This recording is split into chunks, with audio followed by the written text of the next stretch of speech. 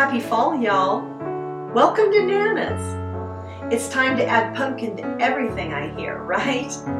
I've altered my scones recipe to be a pumpkin spice option. This is a step-by-step tutorial on how to make those pumpkin scones. They'll be great for fall, for a tea party, or with your friends, or anytime. I love them. Come on, let's go have some fun. Well, how fun it is that you're joining me to make some pumpkin scones today. I'm going to try changing up my scones recipe to make it have a spiced pumpkin taste. I think it'll be fun for fall.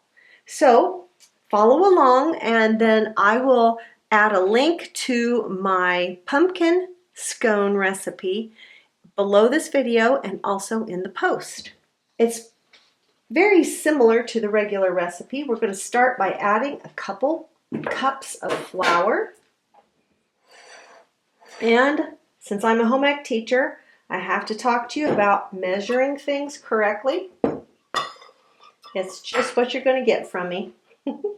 So to measure flour, we are going to measure it out into the cup and spoon it into the cup, not dip the cup in and pack the flour in, because that makes it have a lot more flour in it than normal. So I'm going to use a flat-edged knife or tool and level that off on top. There's 1 cup. And we'll get our 2nd cup done. And I keep a little scoop in my flour so that I don't forget.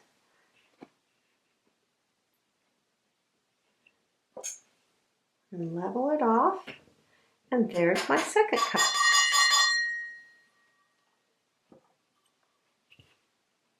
We'll need our flour again in a minute, so I'll put it to the back. The second thing we need is baking powder. And we need 2 teaspoons. And a reminder of the difference between a teaspoon and a tablespoon. A teaspoon has a small t, a tablespoon has a capital T because it's larger. So they use the capital for that. It takes 3 of these to make 1 of these, so you don't want to mix them up. You don't want to put in too little or too much. You want to make sure you have the right one that they're asking for.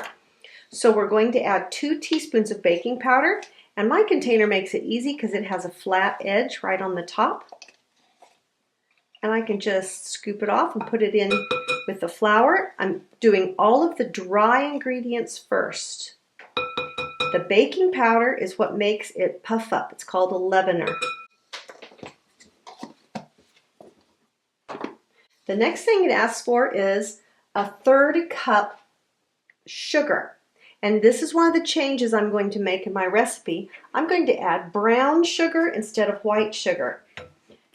White sugar does not pack, but brown sugar does.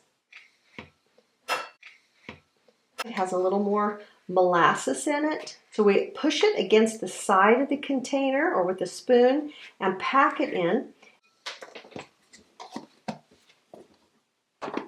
So when it comes out, it should keep its shape like that.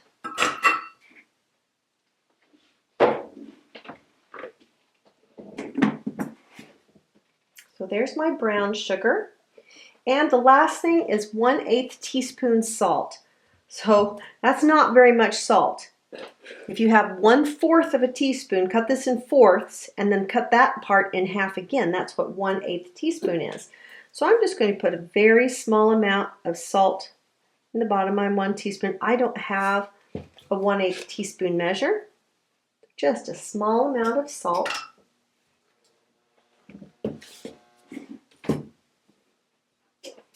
Then we're going to mix the dry ingredients up. I'm going to add the spices in that we need. I'm going to add a teaspoon of cinnamon. And I'm going to add a 1/2 teaspoon of each of the following. I'm going to add a 1/2 teaspoon of ground ginger.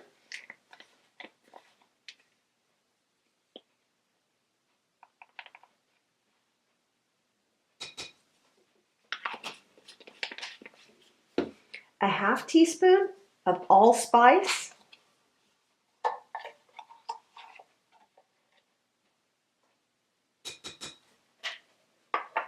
and a half teaspoon of cloves.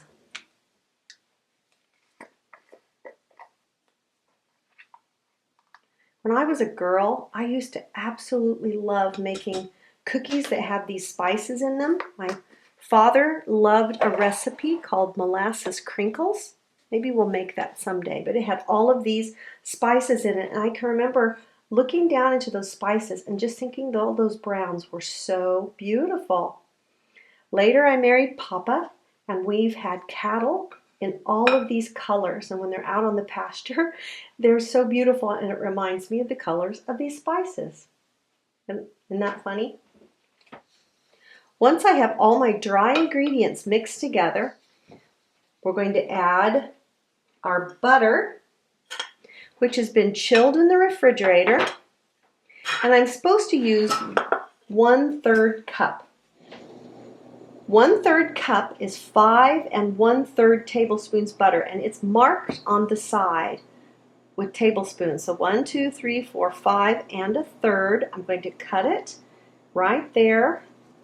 And this is supposed to be chilled butter. Mine's actually been sitting out a little too long. It's starting to soften here as I'm filming. We put the butter into the recipe.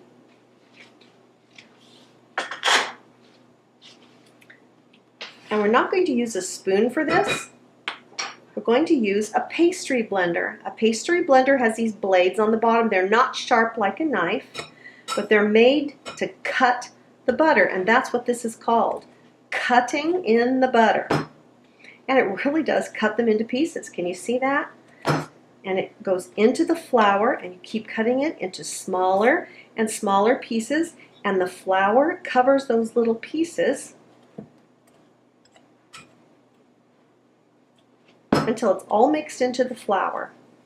I use my spoon and get it off of there a little bit. It's kind of sticking. Mine got a little bit soft. If it's a little bit more chilled, it works even better. But this is going to be fine. I have other recipes where you cut in the butter. Oh, by the way, if you don't have a pastry blender, you can use forks to cut that in, or knives to cut that in.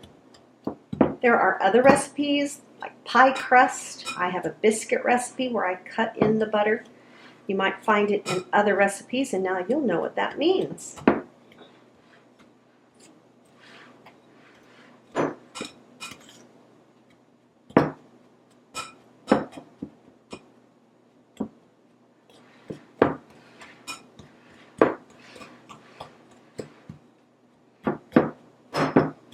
It's kind of mealy looking. You don't want any large pieces of butter left. And once you have it like that, you are done cutting in the butter. And we won't need that tool any longer. Next, we're going to be adding liquid ingredients of various kinds. First, we're going to start with an egg.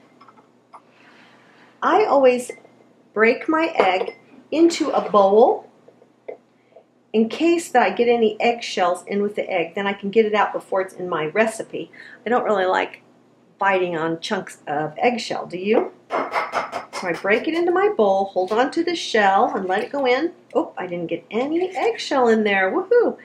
But if you do, that's okay. You can actually use the edge of the eggshell and dip it out. The best thing to get an eggshell out with is an eggshell. They kind of stick together.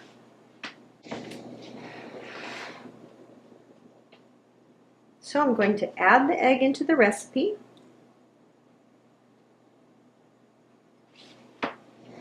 All right, the next thing is to add some vanilla.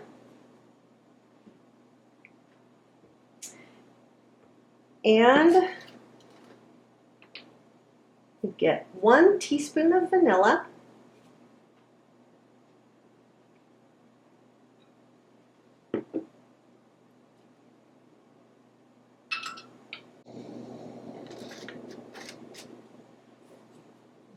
We'll stir in that egg and vanilla just a bit. And we're going to add some whipping cream. So we added 1/3 cup of our milk or whipping cream, Whipping cream's best if you have it. And then we're going to add some pumpkin as well. So we're using 1/3 cup of the liquid, and I'm going to add 1/3 cup of pumpkin as well.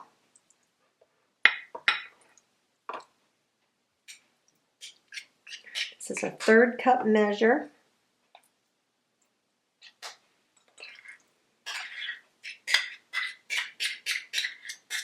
It's going to add that pumpkin pie taste to it. We have those nice spices in there, and pumpkin is going to have a more brown color than the plain scones that come out pretty ivory colored, which is kind of what I want. I want it to have a little bit of an orange look to it.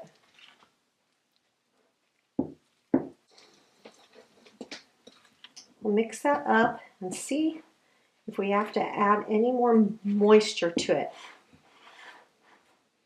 Changing the recipe a little bit, and I don't want it to be too dry because the pumpkin adds moisture, but it might not be enough moisture so that it mixes in well. You're kind of experimenting with me on this recipe.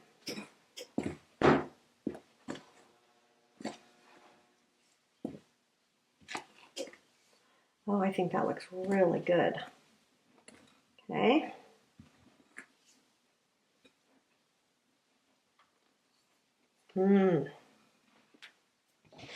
So I cleared off my counter, and I'm going to add some flour here so that we can roll out our scones.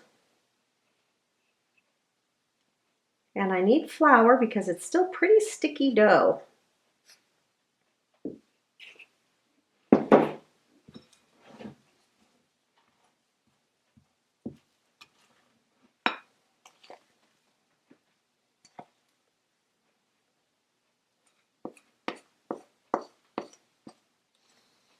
And then I'm going to sprinkle it with flour, kind of push it down a little bit, and pull the side over. And this is called kneading the dough. I'm going to knead it a little bit to get a little more flour in it because it's quite sticky. You can see how soft it is, and I want it to stay soft, but I don't want it to be sticky, sticky, sticky. I like kneading things. I like kneading bread and so forth. So see how that's not a lot. You can see how this is smoother and not as sticky on my hands. That's what I'm looking for. So I'm going to make sure there's still flour underneath it. You could roll this with a rolling pin, but I usually just press it down with my hands. And then I cut it into pie shapes when it's about a 1/2 inch thick, and that makes a pie-shaped scone like I do with my normal recipe, and I think I will cut one of those to show you what I'm talking about. And then we're going to have a little bit of fun with this dough. So if we pat it out, that's about 3/4 of an inch thick, 1/2 to 3/4 inch. And now I'm going to bring in my cookie sheet. So I have to laugh because this kind of looks like Pac-Man, doesn't it? So we're going to do some other things with our scones just for fun. And my grandkids came up with this idea of making kitty or cat scones. And I thought that might be fun for Halloween. And then we're going to make some pumpkin scones, which would be fun for, well, Halloween, fall, or Thanksgiving.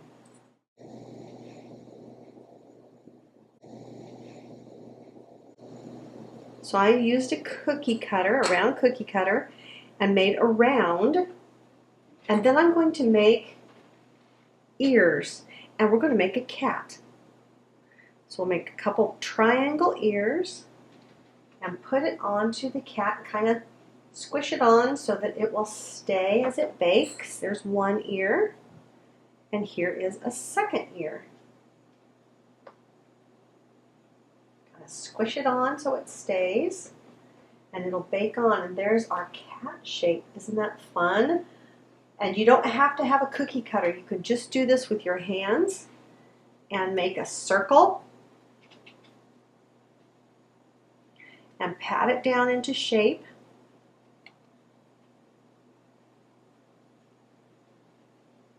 Put on the cookie sheet and add your ears. Either way works just fine.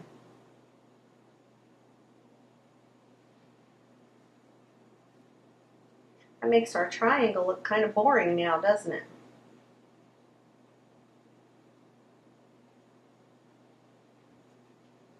Have to kind of pinch them on to make them stay and bake onto the kitty. So see, either way can work. So my granddaughter also thought about making a pumpkin shape. So we're going to go ahead and cut around again, like this. And then we're going to cut the pumpkin down with the knife to make those sections on it.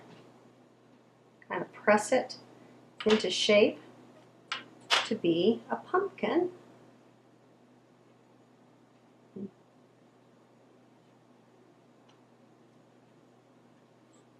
Put it on the cookie sheet and add a stem to the top. Don't remember if she added a leaf or not. I do remember the stem. There we have our pumpkin.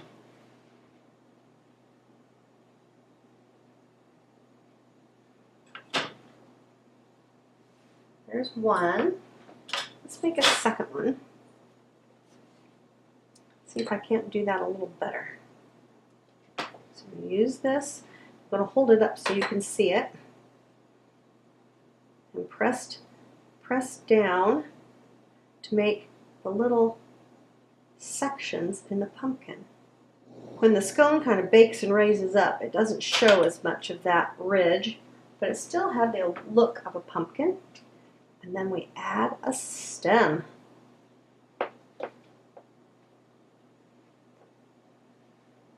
Ah, aren't those grandkids of mine clever? Cool, huh? Let's just finish up with a few more round pieces here. And I'll make a couple into cats, kitties, make ears for the kitty. We just got 3 baby kitties on our farm, which is fun, and I asked the grandkids to help us name them. And we have an orange one named Jazz, and actually it looks like this kitty. It's orange. And then we have a gray one called Lily, and our littlest granddaughter wanted Sparkles, so it's Lily Sparkles. And then the last one is Shadow, because it's so shy it doesn't come out of the shadows, which is a great name for that cat. So we're trying to make friends with it so it's not scared and in the shadows. It'll come out more easily. And I'll make another pumpkin. 2 more pumpkins. I'm going to make 2 more pumpkins. So there they are, all made. We have our 4 kitties and 4 pumpkins and our kind of boring triangle normal scone. They're going to pop in the oven for about 15 minutes. I really like how they already have kind of an orangey brown color for both the cats and the pumpkins, don't you? Okay, so our scones came out of the oven, and look how good they look. They actually have an orange tint to them that looks perfect for these pumpkins. Look at how those turned out. And here's our cats. These have a funny grin on them, kind of a funny face, but that's okay. All right, let's put a couple of these on a plate. Maybe a pumpkin and a cat. So I have a couple ideas for toppings, and one is the lemon curd that we have made before for scones, which would be really good on top of pumpkin, I believe. So lemon curd is definitely an option. Secondly, I thought of mixing up a little bit of a drizzle that could go on top of any of these that taste like pumpkin, and we're going to make it out of powdered sugar and a little bit of orange juice. I thought that little orange tang would taste good, kind of like the lemon curd tastes so good. So I haven't really measured this, but that's about a half a cup of powdered sugar. And then I'm going to just add, isn't that a cute picture? It's for cream and coffee. But I thought it would make it easy for me to pour just a little bit of orange juice at a time, because the hard part about making a frosting or a drizzle is that it gets too runny so easily. So if I poured it out of a jug, it would get too runny.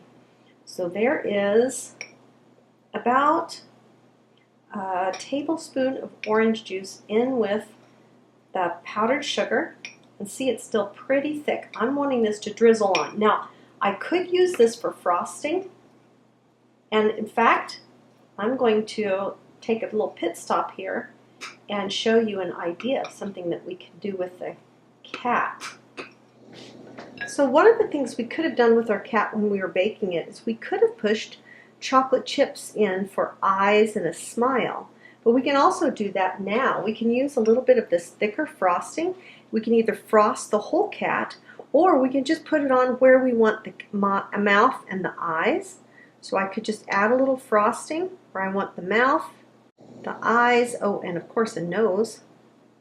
So a little dab of frosting, there, and there.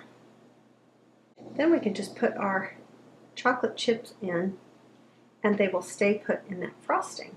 Or you could have put them in as you were making the kitty and forming it before we put it in the oven. There. So you could have a little kitty face there if you'd like. And I'm going to go ahead and make this frosting just a little bit thinner to make it a drizzle. Add just another teaspoon or so of the orange juice. There, that's a little more the consistency I'm looking for, just to drizzle on top of our pumpkin, and it'll give it just a little bit of a tangy glaze over the top. Now, you don't have to do this at all if you want. I just think scones taste kind of good with a little bit of tang.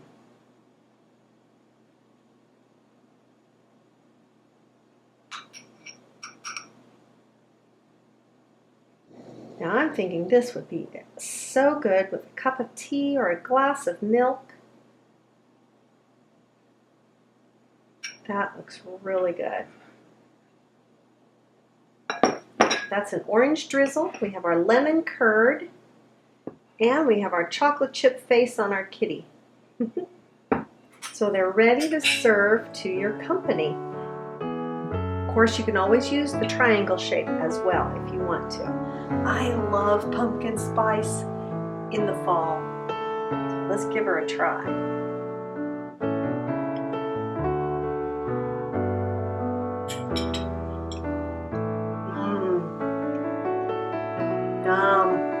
It's good. Complete directions for these pumpkin scones are found at welcometonanas.com. Come on over and join the fun.